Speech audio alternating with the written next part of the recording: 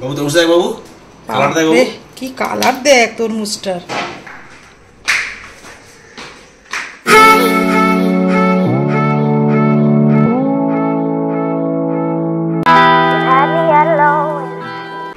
Morning friend, তোমরা সবাই কেমন আছো? আশা করি খুব ভালো আছো, সুস্থ আছো। আমরাও ভালো আছি। দেবনাথ ফ্যামিলিতে তোমাদের আরেকবার স্বাগত।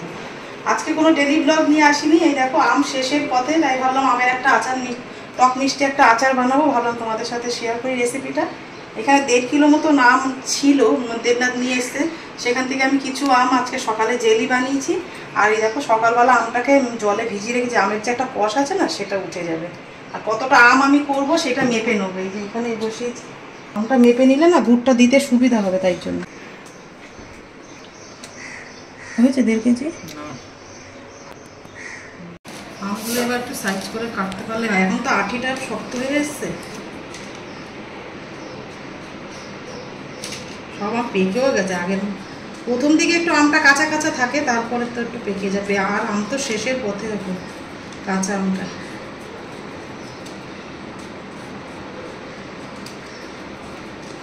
বাপরে, কাটা যাবে না মনে হচ্ছে।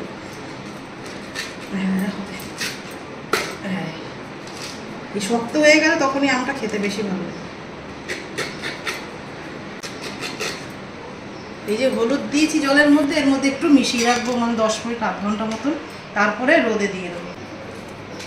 চলো আমগুলো সব কেটে এর মধ্যে রোদে দেওয়ার সময় তোমাদের সাথে আবার।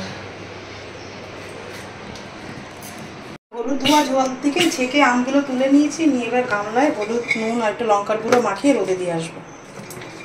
2-3 ঘন্টা রোদ খাওয়ালেই হয়ে যাবে, বেশিক্ষণ রোদে রাখার দরকার নেই। এই দেখো লঙ্কার গুঁড়ো একটু দিয়ে দিলাম, একটু হলুদ, একটু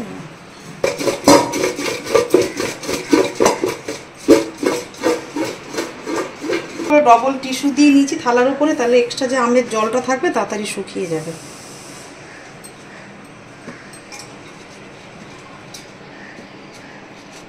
আমি আমের খোসাটা ছাড়িয়েছিলাম, ছেলে বললো যে না আমের খোসা সমেতই আচার খাবে, সেই জন্য আবার কিছু আমের এই দেখো এটা ছাড়িয়েছিলাম, আর বাদ বাকিগুলো ছাড়াই।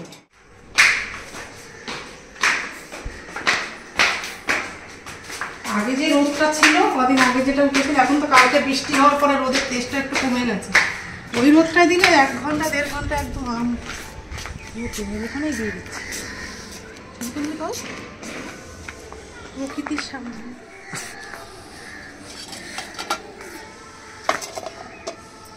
একটু রোদ খাক, 2-3 ঘন্টা পরে এসে ততক্ষণ আমি মশলাটা রেডি করে নেবো। আমি কি কি নিয়েছি, এই যে বড় চামচের 1.5 চামচ মতন হবে, ছোট চামচের 1.5 চামচ আমি এখানে মৌরি নিয়েছি। এই চামচ মেপে আমি 1 চামচ জিরে নিয়েছি, আর তারও 1/2 চামচ আমি মেথি, আর কটা শুকনো লঙ্কা, আর একটু কালো সর্ষে অল্প 1/2 চামচ মতন কালো সর্ষে। এই কটা আমি শুকনো কলায় একটু তেলে গুঁড়ো করে নিই, তারপরে আচার করার সময় তোমাদের সাথে আবার রাখা হচ্ছে। দেখো আমগুলো রোদে থেকে নিয়ে চলে এসেছি, 3 ঘন্টা মতন রোদে ছিল, আর বেশি রাখার দরকার নেই। আর এইদিকে কড়াই বসিয়ে দিয়েছি, কড়াইতে একটু বেশ খানিকটা সর্ষের তেল দিতে হবে। এরকম 5 ফোড়ন আর 2টো শুকনো লঙ্কা হাত দিয়ে চিড়ে নিয়েছি, এটা এবার সর্ষের তেলের মধ্যে দিয়ে দেবো। আমগুলো এবার তেলের মধ্যে দিয়ে দেবো সব একবার।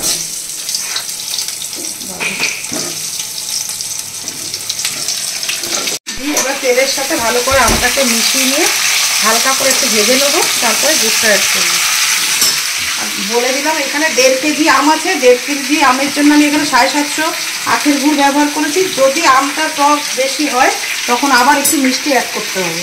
আমটা যেরকম হবে সেই অনুযায়ী মিষ্টিটা দিতে হবে। অল্প একটু হলুদ দিয়ে দেবো, আর দেবো একটু লবণ, স্বাদের জন্য দেবো বিট লবণ। আর এই যে মশলাটা দেখো আমি গুঁড়ো করে রেখে দিই। ভালো করে একটু নাড়াচাড়া করে আমটা একটু ভাজা ভাজা করে নেবো। দেখো ভালো করে আমটা ভাজা ভাজা হয়ে গেছে তেলের সাথে। আর তেলটা আমি 100 গ্রাম মতন সরষের তেল দিয়েছি। এটা নাড়াচাড়া করে একটু ঢেকে দেবো, যাতে আমটা একটু করতে দেবো। বেশি গলাবো না, নাড়ানো যাচ্ছে। 5 কিলো ওজন তরমুজটা। কতটা? 5 কিলো। এটা মহাজন পাঠিয়েছে বালিগঞ্জ থেকে। কে পাঠিয়েছে? মহাজন। আমি যার কাছ থেকে মাল নিয়ে আসি। এরকম তরমুজ খুব কম দেখা জানো, মানে একদম পুরো পাকা আর দারুণ তরমুজটা। বাবু তরমুজটা দেখ বাবু, কালারটা দেখ বাবু, কি কালার দেখ তরমুজটার, দুর্দান্ত কালার দিয়েছে। এই তরমুজের এইটা গাড়িটা, এটা মানে এই লটটা মানে ভালো না? নিয়েছে দুজন দোকানদার। মুখ থেকে কতটা জল বেরিয়েছে, আমি কিন্তু কোনো জল অ্যাড করিনি। আর আম পুরো গলে এসছে, বেশি গলাবো না, তাহলে কিন্তু যখন বাড়বো না তখন আমগুলো একদম ঘেটে যাবে। আর এই যে মশলাটা, সেটা এবার সবটা দিয়ে দেবো। আচারটা নামানোর পরে একটু ঠান্ডা করতে রেখে দিয়েছিলাম। একটু ঠান্ডা হয়ে যাওয়ার পরে একটু ভিনিগার মেশাতে হবে। ভিনিগারটা দিলে অনেক দিন স্টোর করে রাখা যাবে, নষ্ট হবে না। চামচের আমি 2 চামচ ভিনিগারটা দিয়ে এবার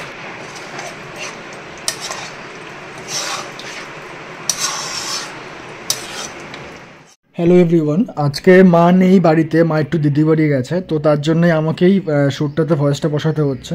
ইউজুয়ালি মাই বসায়, তো আজকে আমি বসালাম। তো এটা মা একটা আমের আচার করেছিল, সেটাই মা সার্ভ করছে। তো তোমাদের যদি কিছু ভালো লেগে থাকে পুরো ব্লগটা দেখে, তো অবশ্যই আমাদের চ্যানেলটাকে লাইক কমেন্ট শেয়ার করো অ্যান্ড অবশ্যই সাবস্ক্রাইব করে যাও যারা আমাদের চ্যানেলে নতুন ভিউয়ার্স আছে। তো তোমরা দেখতে থাকো আগে।